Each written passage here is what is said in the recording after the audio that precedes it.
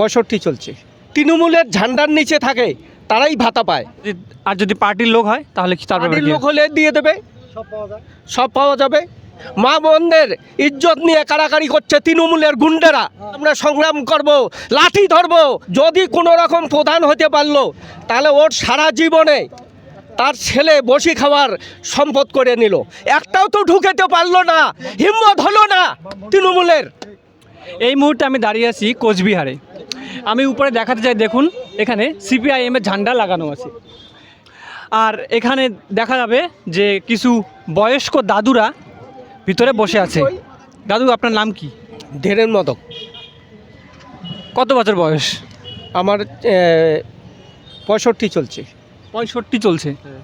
এই বয়সেও বিদ্রোহ দেখাতে এসেছেন, বিদ্রোহ করতেছেন?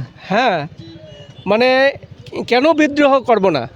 এই যে দুয়ারের সরকার করেছে, আমার 65 বছর বয়স চলছে, আমাকে মানে ভাতা দেয় না।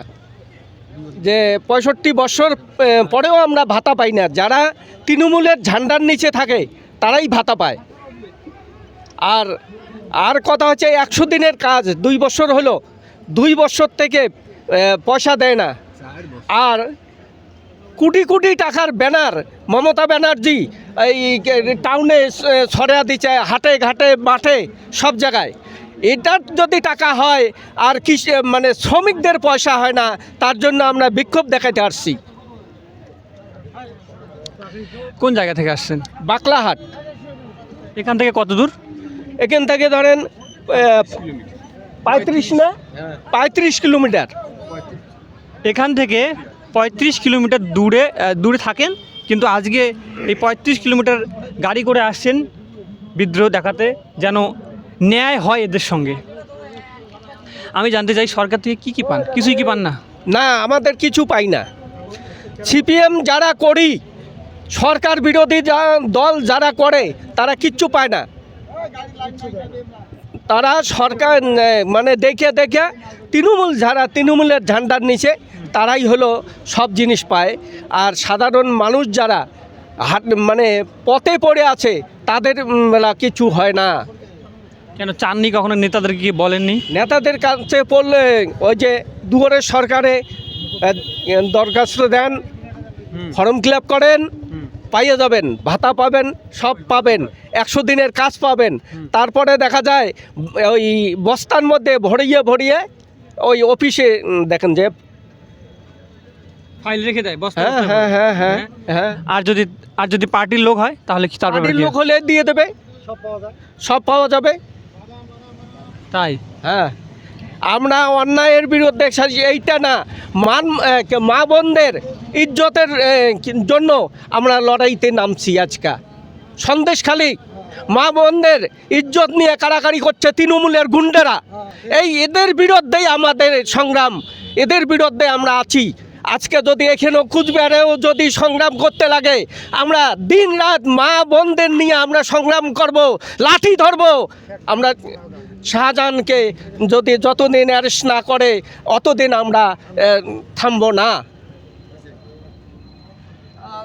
শুনলেন এই দাদার কথা? কত বছর বয়স বললেন? 65 চলছে। 65 বছর চলছে। আর এই বয়সেও দেখুন তিনি বিদ্রোহ করতে নেমেছেন। কারণ এটা স্বাভাবিক ব্যাপার, রাজ্যে যে ধরনের অন্যায় অত্যাচার হচ্ছে এটা মানুষের চোখে পড়তেছে, মানুষ দেখতেছে।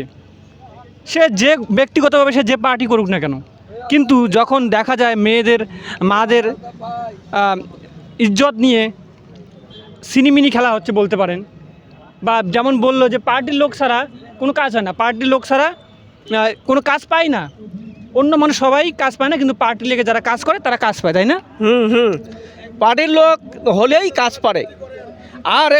আর একটা কথা হচ্ছে, দেখেন যাইয়া, যদি কোনো রকম প্রধান হতে পারলো তাহলে ওর সারা জীবনে তার ছেলে বসি খাওয়ার সম্পদ করে নিল। কেমন করে এটা হয়? হ্যাঁ, জনগণের টাকা চুরি করে আর বামফ্রন্টের প্রধান আমার মজকুচির থেকে সেই রাষ্ট্রপতি পুরস্কার পেয়েছে। আর এদের নেতা মন্ত্রীরা জেলে বাস করতেছে।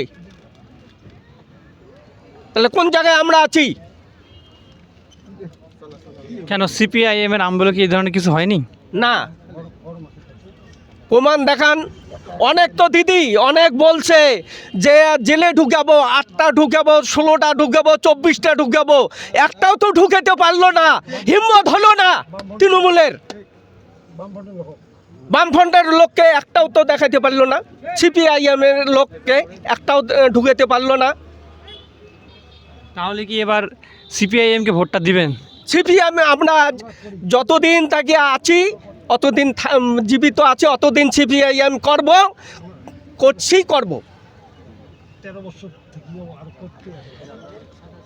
শুনলেন এই দাদুর মুখের কথা, আমার কোনো বলার থাকে না এই ধরনের কথাবার্তা শুনলে, কারণ এনার ভাষা, এনার চোখের ভাষা বলে দেয় যে রাজ্যে কি হচ্ছে, দেশে কি হচ্ছে। ধন্যবাদ, দেখতে থাকুন সাংবাদিক রাহুলকে।